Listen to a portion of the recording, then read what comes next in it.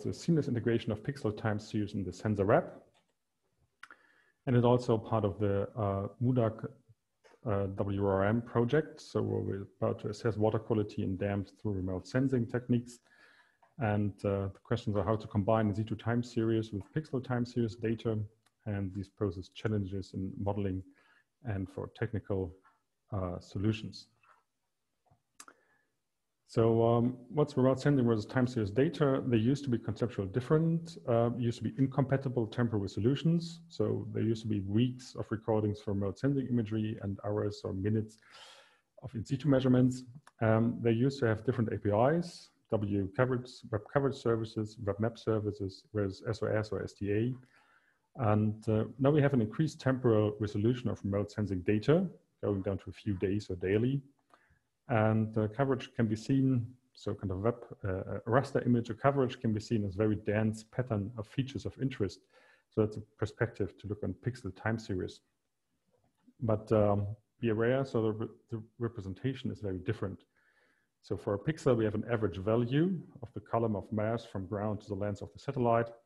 And if we look into in situ, we have point measurements, which actually is still some body of volume, but it's very different volume of size. So to introduce, want to pull out pixels as a time series, and a single pixel and its change over time can be understood as a time series, so as a single feature of interest. And our approach is to wrap a web coverage service with time support and have just a single request with temporal filter and location.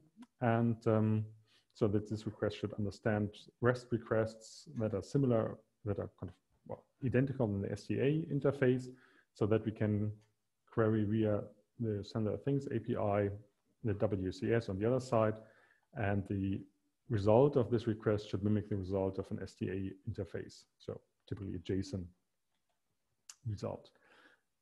We made two implementations, one based on gdalcubes. This is what Marius Appel has done, and had also a tutorial yesterday.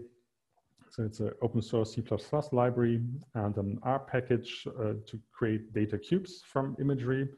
And in some sense, you have to provide a recipe how to read raster data, and then the software puts it in a data cube, and you can perform calculations based on that. And do some on-the-fly processing, and no need kind of to integrate your data beforehand. It really works on a file basis, and is still pretty fast and can combine different resolutions and so forth. But more details on the tutorial yesterday that you can jump back in.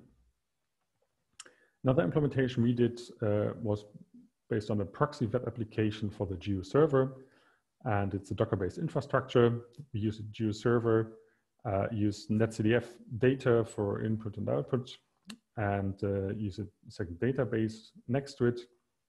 And the idea is that this proxy web app gets a SDA request, translates it in WCS requests, gets a result from the WCS service as netcdf, and the netcdf is again passed by the web application into JSON to mimic the same results.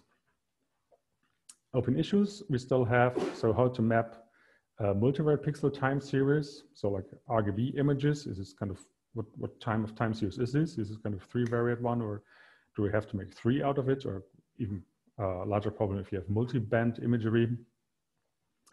And we just did kind of very lean mapping between the both concepts, so just taking those parts of it that we really need for our study. So it's still kind of how can we map all the concepts between the both implementations, and how to handle the Sender Things API metadata on the raster side. So the raster image as itself is not made for this metadata information. Going beyond its reference on the globe, so how to usefully mimic all this data. And the performance study has been initiated and set up, and we kind of compare these two approaches, how easy and how fast you can get data, and how nice it is to visualize it. Okay, thank you for this last 5-minute talk here.